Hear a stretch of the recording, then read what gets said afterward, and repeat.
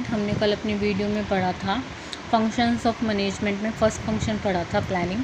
अभी हम second function पढ़ रहे हैं ऑर्गेनाइजिंग। ऑर्गेनाइजिंग का मतलब क्या होता है? ये एक तरह से हारमोनियस अरेंजमेंट होता है various parts of achieve the common objective, यानी कि एक अरेंजमेंट करना। और आप किसी चीज़ को ऑर्गेनाइज़ करना क्या कहते हैं? मतलब कि किसी चीज़ को हम ये कहते हैं ना कि हमने ये चीज़ ऑर्गेनाइज़ की है या हमने ये चीज़ अरेंज कर दी है। जैसे हम अपनी अलमीरा को अरेंज कर देते हैं, अपने बैग को अरेंज करते हैं। ऑर्गेनाइज होना चाहिए, सब कुछ अपनी जगह होना चाहिए। तो ऑर्गेनाइजिंग यही है। ऑर्गेनाइजिंग मैनेजमेंट के फर्स्ट फंक्शन के बाद यानी कि प्लानिंग के बाद होता है। ये एक तरह से स्ट्रक्चर डिसाइड करता है, ठीक है ना। ऑर्गेनाइजिंग में क्या डिसाइड किया जाता है? स्ट्रक्चर डिसाइड किया जाता है। ये डिसाइड किया जाता है कि टॉप लेवल पे कौन होगा, मिडल लेवल पर कितने लोग होंगे, लोअर लेवल पर कौन कौन व्यक्ति किस किस पोस्ट पे होंगे, और लास्ट आपके वर्कर्स कितने रिक्वायर्ड हैं, उनकी अथॉरिटी क्या होगी, उनकी रिस्पॉन्सिबिलिटी क्या होगी। अथॉरिटी का मतलब किस पोस्ट के पास कितने अधिकार होंगे, किस पोस्ट की क्या रिस्पॉन्सिबिलिटी होगी। ये सब डिसाइड करना किस में आता है? आपका ऑर्गेनाइजिंग में आता है। एक तरह से ये रोल डिसाइड करता है। ऑर्गेनाइजिंग क्या करता है? रोल डिसाइड करता है। Planning is just put some idea in writing but to convert that idea into reality a group of people is needed. अब आपको प्लानिंग तो आपने एक कागज़ पे लिख दी, लेकिन उसको रियलिटी में लाने के लिए क्या चाहिए? बहुत सारे लोगों को चाहिए, और उन सभी लोगों को, ग्रुप ऑफ पीपल को ऑर्गेनाइजिंग रिक्वायर्ड है, क्योंकि उनकी एक्टिविटीज़ को ऑर्गेनाइज करना ज़रूरी है, ताकि जो हर एरिया, हर लेवल जो काम करे, हर लेवल पे जो व्यक्ति काम कर रहा है, उसके एफर्ट्स लास्ट में जाके क्या करे? ऑर्गेनाइजेशन के गोल को अचीव करें। इस तरह से अरेंजमेंट करना क्या है? आपका ऑर्गेनाइजिंग है। Under this, the whole project is divided into various small jobs. To assign this job to designated post, to unite various jobs into one department, to clarify the right and duties of employees to be appointed at various posts, और उनके relationship को define करना। तो organizing क्या है कि ये देखना वेरियस पोस्ट क्या होंगी, उस जॉब पे लोगों का काम क्या होगा, क्लैरिफाई करना कि उनके राइट और ड्यूटीज़ क्या होंगे जो वेरियस पोस्ट पे लोग काम कर रहे हैं, और उनका आपस में रिलेशनशिप क्या होगा, कौन सबॉर्डिनेट होगा, कौन सुपीरियर होगा। ये सब किसके अंदर आता है? आपका ऑर्गेनाइजिंग के अंदर आता है। फर्स्ट इसमें क्या आता है? जब आप ये चैप्टर पढ़ेंगे तो पूरा इसके बारे में डिटेल पढ़ेंगे। डिवीज़न ऑफ वर्क किया जाता है, फिर अलग अलग डिपार्टमेंटल बनाए जाते हैं, उनको ड्यूटीज़ दी जाती है, और उनके रिपोर्टिंग रिलेशनशिप स्टैब्लिश किए जाते हैं। रिपोर्टिंग रिलेशनशिप का मतलब रिपोर्ट करना, मतलब कौन किसको अपने काम के बारे में रिपोर्ट करेगा। ये सब किस में आता है? आपका ऑर्गेनाइजिंग में आता है। फिर होता है स्टाफिंग। अब आपने पोस्ट तो डिसाइड कर दी ऑर्गेनाइजिंग में, आपने डिसाइड कर दिया कि 4 डिपार्टमेंटल मैनेजर होंगे, 10 सुपरवाइज़र होंगे, 50 वर्कर्स की ज़रूरत होगी। ये सब आपने ऑर्गेनाइजिंग में डिसाइड कर दिया।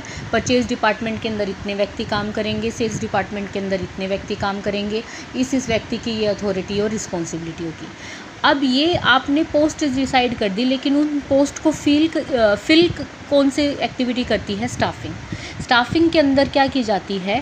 लोगों को अपॉइंट किया जाता है, स्टाफ डिसाइड किया जाता है। स्टाफिंग का मतलब लोगों को चुनना, स्टाफ करना, मतलब कि स्टाफ डिसाइड करना। प्लानिंग आइडिया होता है written shape. On other hand objective को कन्वर्ट करता है रियलिटी में, तो उसके लिए स्ट्रक्चर डिसाइड करना ऑर्गेनाइजिंग के आता है। और स्टाफिंग का मतलब क्या होता है? उन पोस्ट को भरना। आपने पोस्ट डिसाइड कर ली, लेकिन पोस्ट तो अपने आप काम नहीं कर सकती ना, उसमें व्यक्ति तो लगाने पड़ेंगे ना। तो व्यक्ति, उन एम्प्लॉयज़ को क्या करना? सेलेक्ट करना किसके अंदर आता है? आपका स्टाफिंग के अंदर आता है।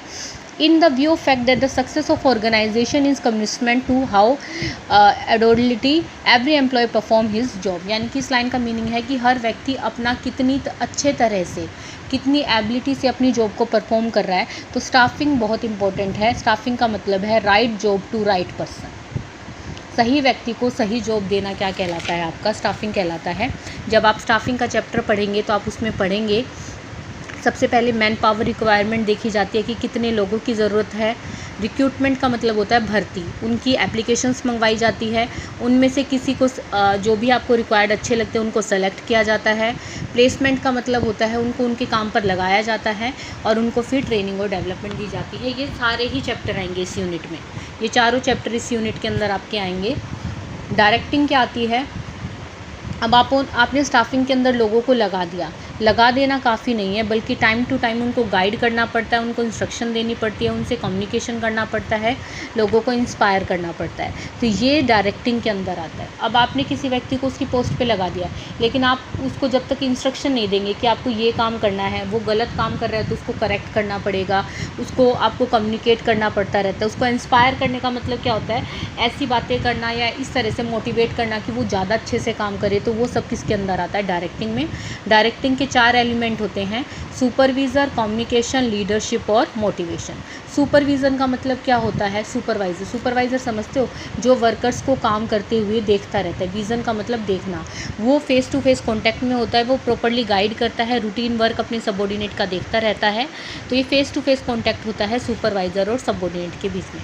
कम्युनिकेशन का मतलब सभी को पता होगा, कम्युनिकेशन का मतलब होता है आइडियाज़ को एक्सचेंज करना।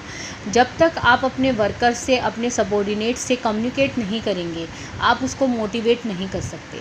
तो कम्युनिकेशन बहुत ज़्यादा ज़रूरी है। अगर आपको इंस्ट्रक्शन देनी है तो आपको कम्युनिकेट करना पड़ेगा, अगर आपको उसको उसकी करेक्शन बतानी है, उसकी गलतियाँ बतानी है, तो उसके साथ कम्युनिकेशन करना पड़ेगा।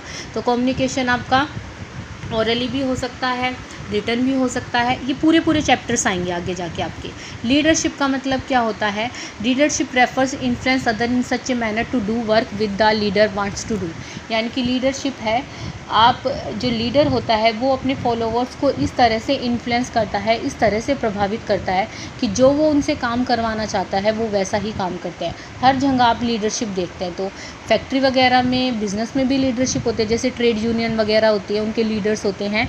तो ये क्या करते हैं, अपने सबॉर्डिनेट्स का एक तरह से ट्रस्ट जीत लेते हैं और अपने सबॉर्डिनेट्स से वही काम करवाते हैं जो उनको करवाना होता है। मोटिवेशन बहुत ज़रूरी है। मोटिवेशन का मतलब होता है व्यक्ति के अंदर से इच्छा जागृत करना काम करने की। जब तक कोई भी एम्प्लॉय, एक तो ऐसा वर्क प्लेस है जहाँ पर आप ज़बरदस्ती काम कर रहे हैं तो आपका आउटपुट अच्छा नहीं होगा, और एक काम ऐसा है जहाँ आप अपना मन लगाकर अपना 100% देकर काम कर रहे हैं तो आपका आउटपुट अच्छा होगा। तो संस्था के लिए वही एम्प्लॉयज़ अच्छे रहते हैं जो मन लगाकर अच्छे से काम करते हैं, और ये मोटिवेशन से होता है। मोटिवेशन आपका मॉनेटरी भी हो सकता है और नॉन मॉनेटरी भी हो सकता है। मॉनेटरी मोटिवेशन का मतलब उन्हें एक्स्ट्रा बोनस देकर, उनको अलाउंसेस देकर, उनको प्रॉफिट शेयर देकर, ये सब करके। नॉन मॉनेटरी का मतलब होता है जैसे उनकी रैंक बढ़ा दी गई, ठीक है, या उनको कोई स्पेशल पहचान दी गई, कोई उनका सम्मान किया गया, कंपनी की मैगज़ीन में उनका नाम छाप दिया गया। तो ये नॉन मॉनेटरी इंसेंटिव है। ये व्यक्ति के नेचर पे, उसकी नीड पे डिपेंड करता है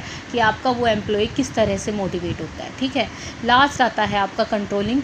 विदाउट कंट्रोलिंग इन चारों कामों का कोई मतलब नहीं है। प्लानिंग, ऑर्गेनाइजिंग, स्टाफिंग और डायरेक्टिंग, ये चाहे आप कर लो, बट अगर आपने कंट्रोलिंग नहीं की तो इन चारों का मीनिंग क्या हो जाएगा, मीनिंगलेस हो जाते हैं ये, क्योंकि आप व्यक्ति से काम करवा रहे हैं। जब तक आप उसको कंट्रोल नहीं करेंगे, जब तक आप ये नहीं देखेंगे कि जो काम हो रहा है और जो एक्चुअल में परफॉर्मेंस है, यानी कि जो हमने डिसाइड किया था और जो एक्चुअल में आउटपुट आ रहा है, उसके अंदर क्या डेविएशन है। डेविएशन का मतलब है अंतर। मतलब कि आपने प्लानिंग तो करी थी कि हम महीने में 10,000 यूनिट बनाएंगे, और आपने देखा कि आपकी जो यूनिट बनी है वो केवल 8,000 बनी है।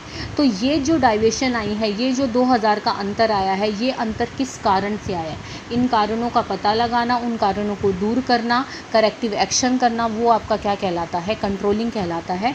कंट्रोलिंग के अंदर जो डाइवेशंस होती हैं वो पॉजिटिव भी हो सकती हैं और नेगेटिव भी हो सकती हैं, ठीक है। तो यह आपको मतलब कि ये देखना कि कंट्रोलिंग प्रोसेस के अंदर जो बोटलनेक्स आती है, बोटलनेक्स का मतलब आता है जो रुकावटें आती हैं किसी भी वर्क परफॉर्मेंस के अंदर, यानी कि काम करते हुए जो भी रुकावटें आती है उनको दूर करने के लिए क्या की जाती है, कंट्रोलिंग की जाती है।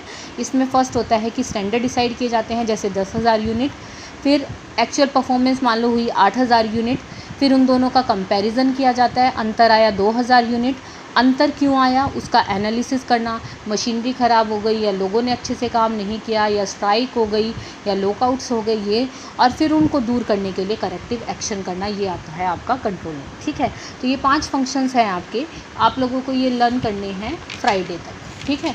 ये चैप्टर जो है आपका 3rd chapter, levels and functions of management, ये आपको फ्राइडे तक लर्न करना है।